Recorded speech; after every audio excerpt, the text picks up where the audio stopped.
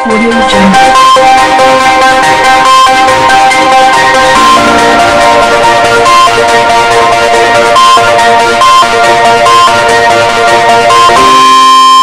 వార్తను మీకు సమర్పిస్తున్నారు New vision junior college day and residential. నూతన అధ్యాయానికి శ్రీకారం చుట్టింది న్యూ విజన్. మొదటి బ్యాచ్ తోనే మొట్టమొదట నిలిచింది న్యూ విజన్. బైపీసీలో state ranks R Sravani state 3rd, district 1st rank తో నిలిచింది. స్టేట్ 4, 5 ర్యాంకులు, డిస్ట్రిక్ట్ 2, 3 ర్యాంకులతో చరిత్ర తిరగరాసింది న్యూ విజన్. ఎంపీసీ విభాగంలో 460కి పైగా మార్కులు సాధించిన వారు 12 మంది, 450కి పైగా మార్కులు సాధించిన వారు 34 మంది, 440కి పైగా మార్కులు సాధించిన వారు 34 మంది, 400కు పైగా మార్కులు సాధించిన వారు 30 మంది. అత్యున్నత మార్కులు సాధించి విజయ కేతనం ఎగురవేసింది న్యూ విజన్. బైపీసీలో 420కి పైగా మార్కులు సాధించిన వారు 10 మంది. ప్రతి ముగ్గురిలో ఇద్దరికి 90% పైగా మార్కులు. మ్యాథ్స్ 1A, 1Bలో 75కి 75 మార్కులు సాధించిన వారు 64 మంది. ఫిజిక్స్, కెమిస్ట్రీలలో 60కి 60 మార్కులు సాధించిన వారు 30 మంది. కార్పొరేట్ కంటే నైపుణ్యమైన విద్యను అందిస్తూ జిల్లా స్థాయి, రాష్ట్ర స్థాయి ర్యాంకులను కైవసం చేసుకుంటున్న విద్యా సంస్థ న్యూ విజన్. దేశంలోనే అత్యున్నత ఫ్యాకల్టీ, గుడ్ అకాడమిక్ ప్రోగ్రామ్, అనుభవం కలిగిన యాజమాన్యం, టోటల్ ఏసీ క్యాంపస్, అన్ని సదుపాయాలతో హాస్టల్ వసతి. Courses offered MPC, IIT JEE, mains advanced, BiPC, AIIMS, EAMCET, AFMC, JIPMER, CMC, MAHE coaching. Limited seats. New vision junior college, bypass road, Khammam. Phone 234777, cell 8977432233.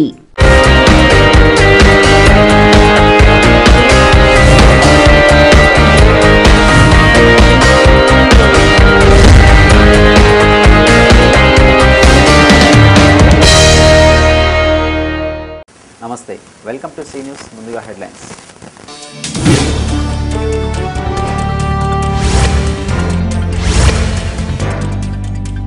జిల్లాలో మండుతున్న ఎండలు, వడదెబ్బకు పిట్టల్లా రాలుతున్న వృద్ధులు, మరో 2 రోజుల పాటు పెరగనున్న ఉష్ణోగ్రతలు.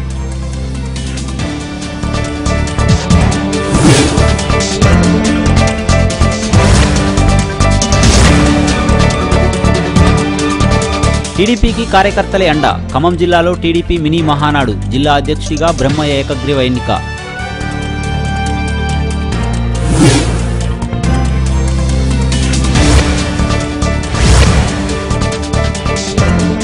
టీడీపీ నేతలు తుమ్మలపై విమర్శలు ఆపాలి, లేదంటే ప్రజలే బుద్ధి చెప్తారు. టీడీపీ నేతలపై ఇరుచుకుపడ్డ టీఆర్ఎస్ నేతలు.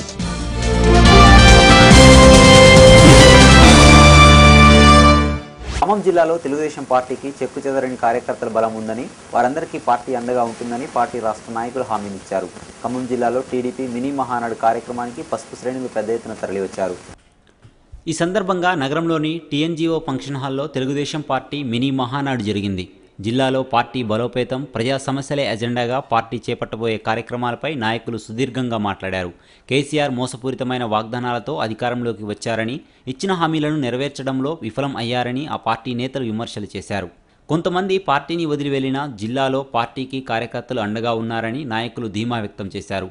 ఈ మినీ మహానాడుకు టీడీపీ నేతలు రేవూరి ప్రకాష్ రెడ్డి, ఎమ్మెల్యే కృష్ణారావు, సండ్ర వెంకటవీరయ్య, నామా నాగేశ్వరరావు, బ్రహ్మయ్యలతో పాటు జిల్లాలోని నియోజకవర్గ ఇన్ఛార్జీలు, మండల నాయకులు, కార్యకర్తలు పాల్గొన్నారు.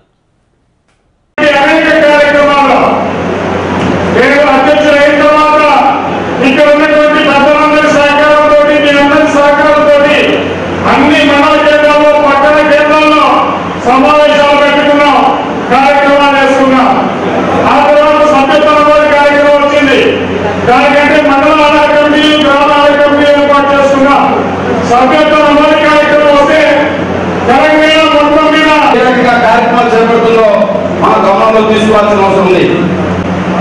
వాళ్ళు గెలిచిన ఎమ్మెల్యేలు ఎవరు ఆనలేదని, లేదా తెలంగాణ ఉద్యమం కోసం పనిచేసేవాళ్ళు లేదు అర్థం కాని స్థితిలో ఆ ఎమ్మెల్యేలు విస్మరించి ఈరోజు మన పార్టీ నుంచి గెలిచిన ఎమ్మెల్యే మీద వాళ్ళు విసురుతున్నారు.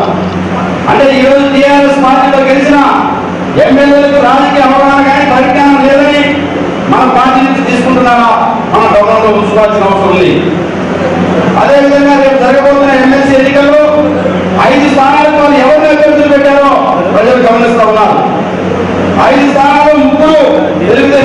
నుంచి చెందిన వాళ్ళు, ఇద్దరు కాంగ్రెస్ పార్టీ నుంచి చెందిన వాళ్ళు.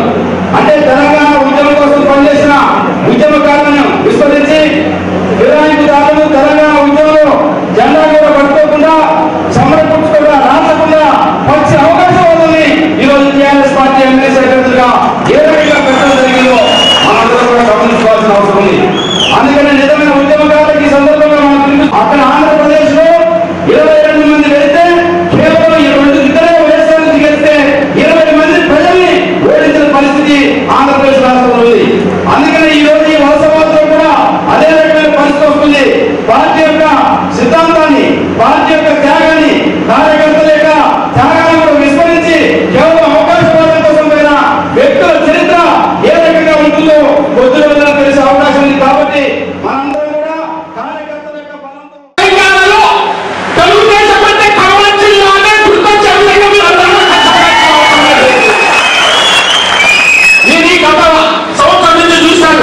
బ్రహ్మాండంగా కింది నుంచి బ్రహ్మాండంగా పనిచేశారు.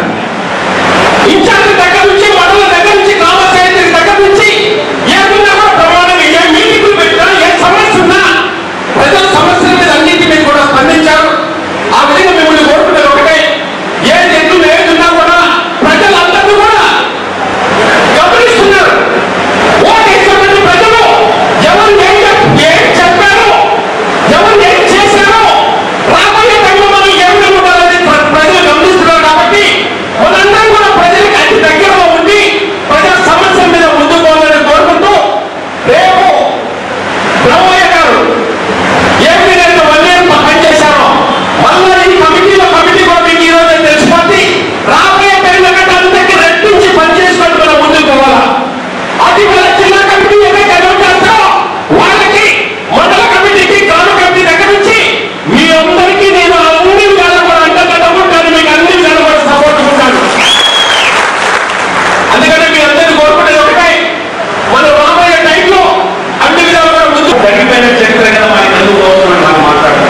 కానీ తగ్గిపోయిన దాంట్లో ఏ పార్టీ భాగస్వామ్యం ఎందుకున్నది, ఏ విధంగా రాజకీయ వ్యవస్థ ఏ పార్టీ కట్టుబడి ఉన్నది ప్రజలలో విస్తృతంగా చర్చ పెట్టవలసిన అవసరం ఉంది అని చెప్పి ఈ సందర్భంగా మనం చెప్తారు. సెంటిమెంట్ తోటి అధికారానికి వచ్చారు, ఇప్పుడు ఒక సెంటిమెంట్ క్రియేట్ చేస్తున్నారు. ఏంటి అంటే ఎవరి పార్టీ అయినా మంచిదే, మీరు ఆంధ్రప్రదేశ్ వచ్చేవారు నాయకులు నీళ్ళు తాగే నాయకత్వం ఉంటారు, లేదంటే చంద్రబాబు నాయుడు కొడుకులు అని అంటారు. టీడీపీ నేతలు ప్రభుత్వంపై చేస్తున్న విమర్శలను ఆపాలని, లేదంటే ప్రజలే తగిన విధంగా బుద్ధి చెప్తారని ఖమ్మం జిల్లా టీఆర్ఎస్ నేతలు మండిపడ్డారు. ఖమ్మంలో జరిగిన టీడీపీ మినీ మహానాడులో ఆ పార్టీ నేతలు మంత్రి తుమ్మల ప్రభుత్వంపై చేసిన విమర్శలు తప్పుపట్టారు.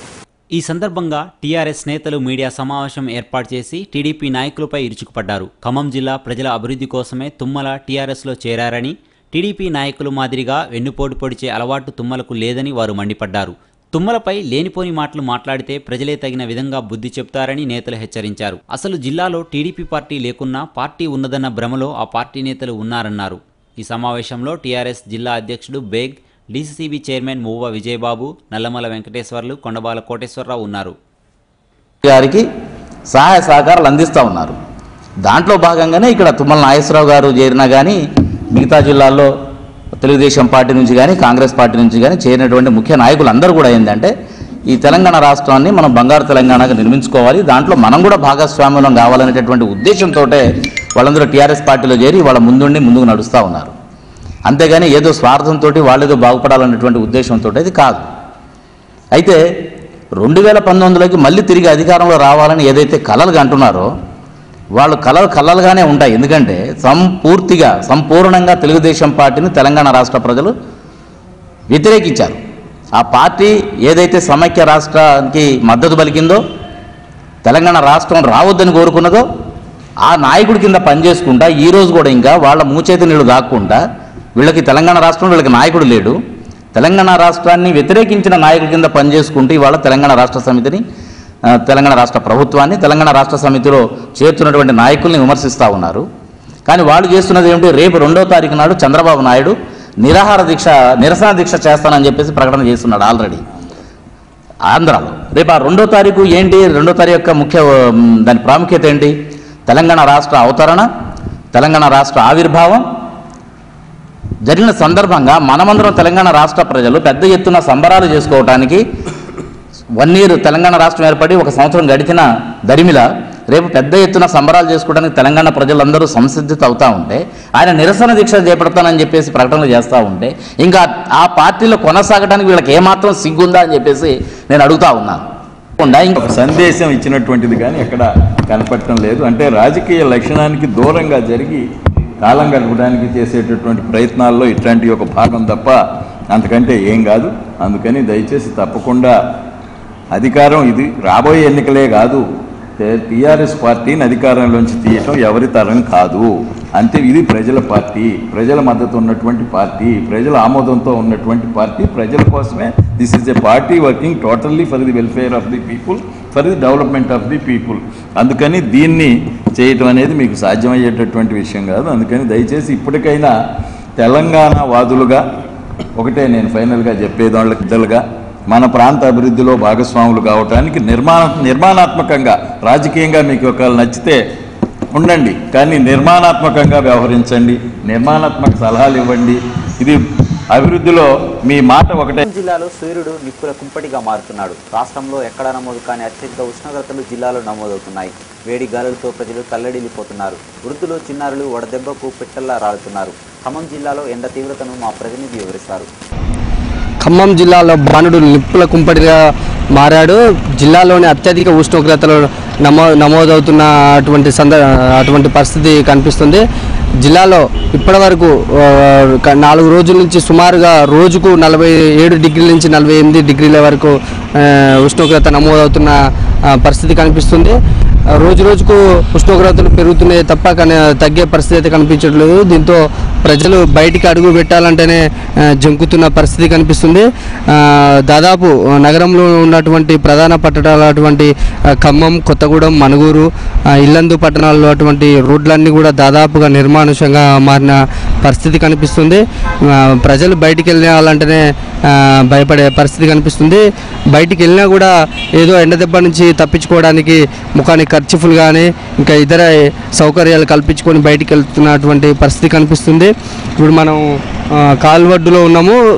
పూర్తిగా గంటకు 100 కొద్ది వాహనాలు నడిచే ఈ రోడ్డు పైన దాదాపు నిర్మానుష్యంగా మారిన పరిస్థితి కనిపిస్తుంది. ఎవ్వరు కూడా అసలు ఈ ఎండ దెబ్బకు బయటికి వెళ్ళే పరిస్థితి అయితే కనిపించట్లేదు.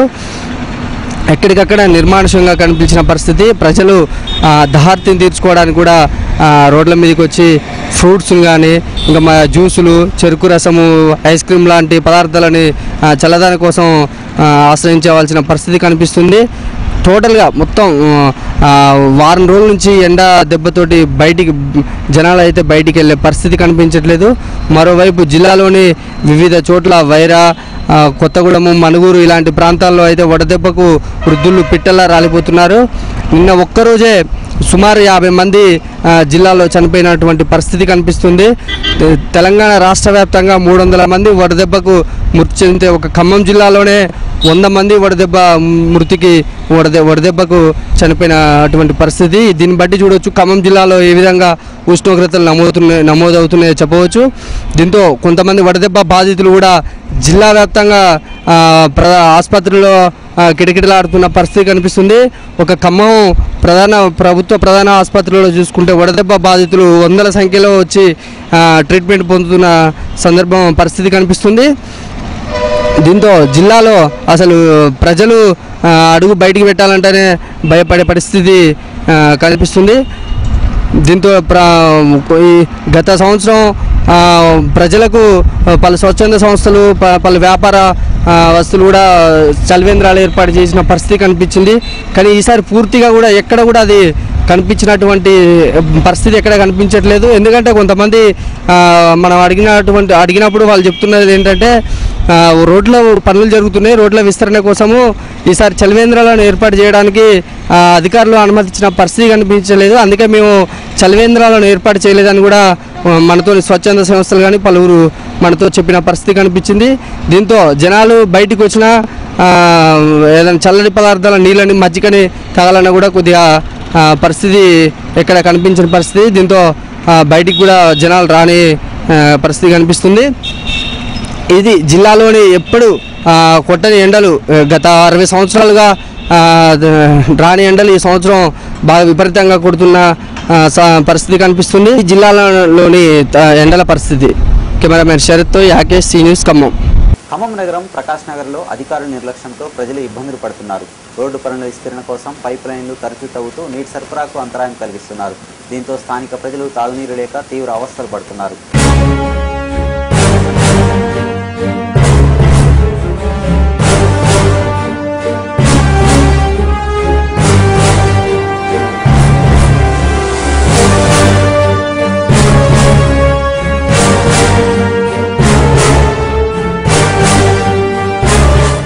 ఖమ్మం నగరంలోని 40వ డివిజన్ 29వ వార్డు ప్రకాష్ నగర్లో తాగునీటి కోసం ప్రజలు తీవ్ర ఇబ్బందులు పడుతున్నారు.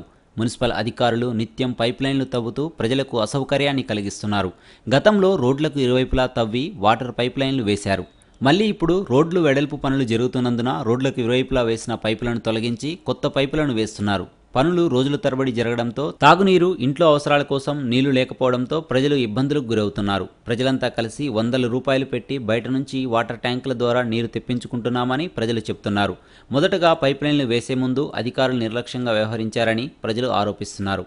అధికారుల నిర్లక్ష్యానికి ప్రజలు బలవుతున్నారని వారు ఆవేదన వ్యక్తం చేశారు.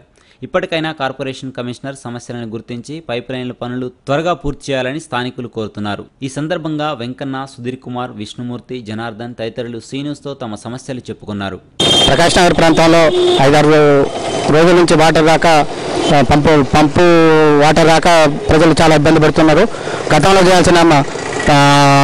గతంలో శ్రీనివాసనగర్లో ఉన్న ట్యాంకీకి లైన్ ఉండేది. అది రోడ్డు విస్తరణ భాగంగా తొలగించారు. ఆ తొలగించిన దాన్ని ఫస్ట్లో చేయకుండా రోడ్డు వేసే మూమెంట్లో ఇప్పుడు చేస్తూ రోడ్డుని అడ్డుకుంటూ ఇప్పుడు పైప్ లైన్లు స్టార్ట్ చేశారు. దానివల్ల వాటర్ రాక ప్రకాష్ నగర్ ప్రజలు 5 రోజుల నుంచి నానా ఇబ్బందులు పడుతూ మినరల్ వాటర్ క్యాన్కి 15 రూపాయలు పెట్టి కొనుక్కోవడం జరుగుతుంది. ఇది మున్సిపల్ కమిషనర్ గారు కానీ, డిఈ గారు కానీ తక్షణం వేగంగా మరమ్మతులు చేయించి ప్రకాష్ నగర్ ప్రజలకి వాటర్ ఇప్పించవలసిందిగా కోరుతున్నాను. కాంట్రాక్టర్ కానీ ఇక్కడ పనులు చేసే విధానం కానీ అన్ని లోపాలు ఉన్నాయి. ఇప్పుడు పైప్ లైన్ అడ్వాన్స్ చేయవలసింది చేయకుండా మళ్ళీ అన్ని క్లియరెన్స్ అయినప్పుడు మళ్ళీ వచ్చి మున్సిపాలిటీలు దీన్ని చేయడం జరుగుతుంది. ఇక్కడ ఉన్న ప్రజలకు చాలా ఇబ్బందులు జరుగుతున్నాయి. ఇక్కడ వాటర్ లేక వారం రోజుల నుంచి అసలే కరెంటు పవర్ ఒకటి కూడా బాగా ఇబ్బంది అవుతుంది. ఆ కరెంటు కూడా ఇంకా క్లియరెన్స్ కాలేదు. కరెంటు రోజుకు ఒక్క రోజు ఉంటే 2 రోజులు ఉండదు. ఇవన్నీ మీ ఆర్ఎంబీ వాళ్ళ దృష్టికి కానీ, రెవెన్యూ దృష్టికి కానీ, మున్సిపాలిటీకి కానీ, మన విద్యుత్ శాఖ వాళ్ళు, ఈ అన్ని శాఖ వాళ్ళు ఈ సమస్యలను ఎంత తొందరగా క్లియర్ చేస్తే అంత మంచిగా ఉంటుందని 3 టౌన్ ఏరియా సిపిఎం తరఫున చెప్పుకుంటూ ధన్యవాదాలు.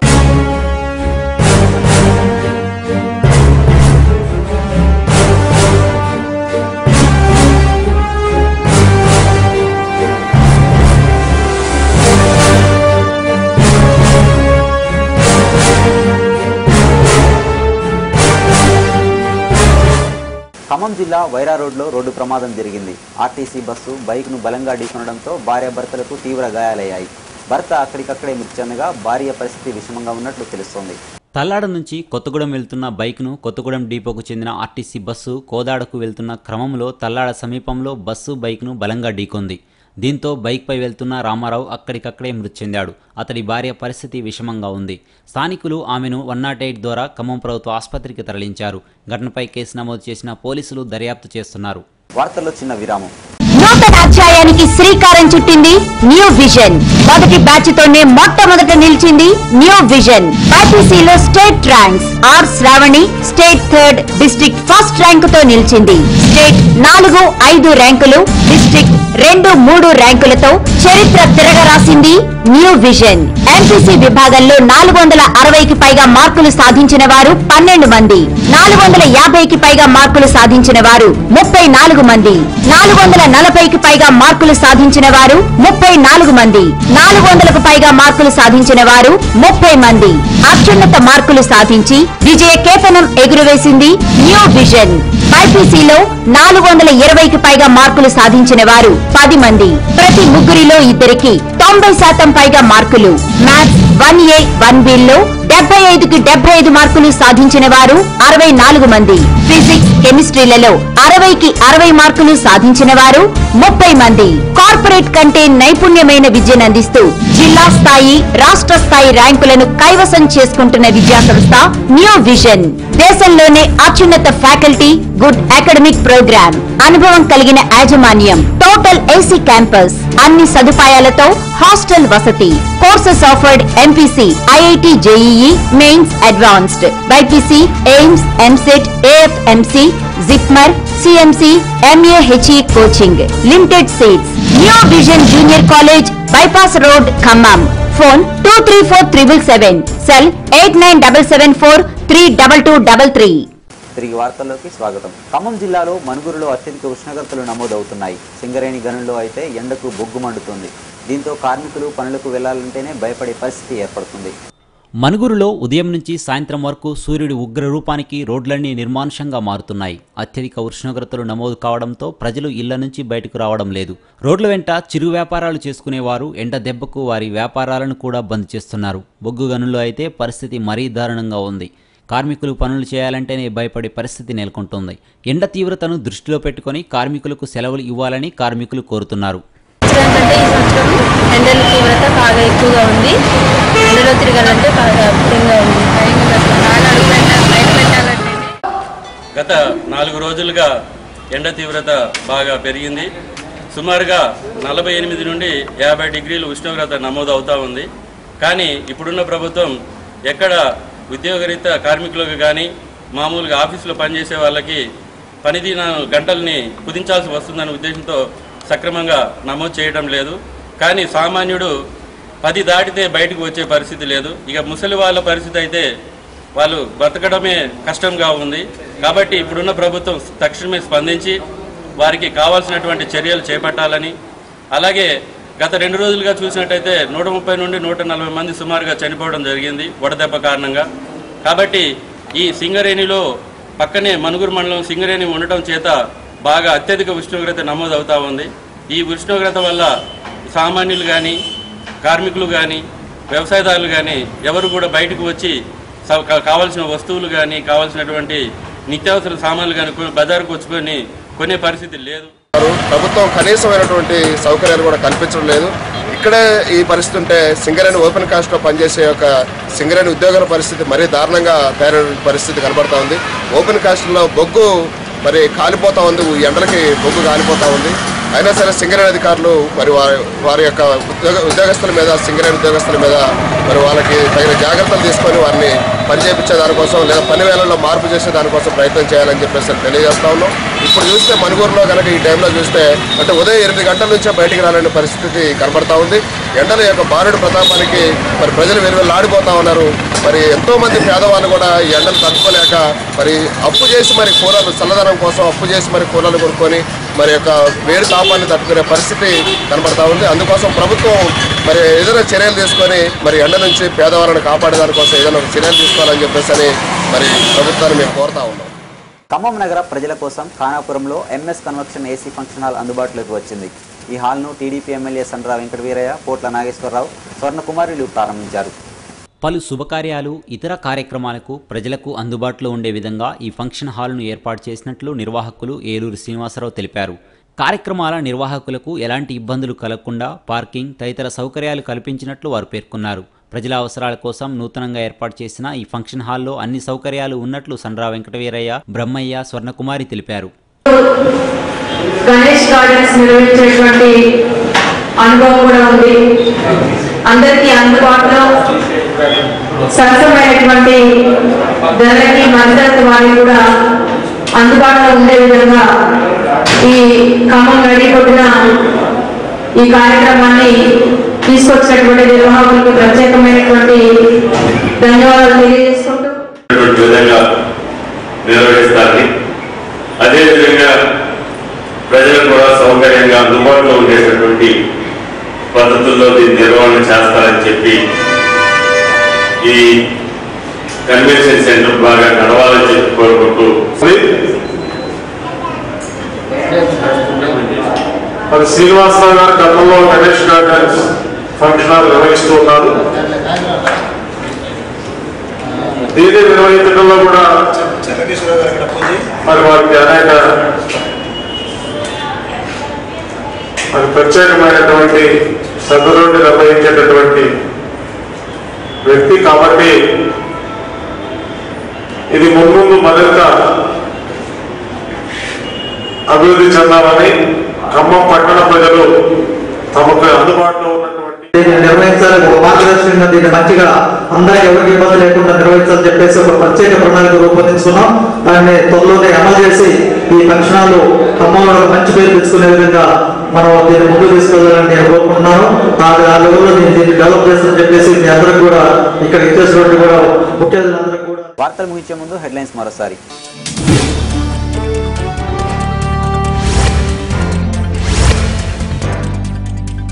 జిల్లాలో మండుతున్న ఎండలు, వడదెబ్బకు పిట్టల్లా రాలుతున్న వృద్ధులు, మరో 2 రోజుల పాటు పెరగనున్న ఉష్ణోగ్రతలు.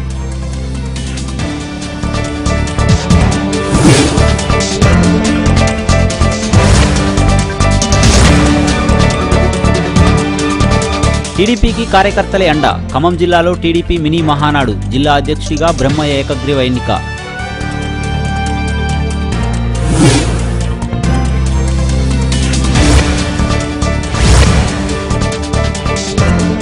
టీడీపీ నేతలు తుమ్మలపై విమర్శలు ఆపాలి, లేదంటే ప్రజలే బుద్ధి చెప్తారు. టీడీపీ నేతలపై ఇరుచుపడ్డ టీఆర్ఎస్ నేతలు.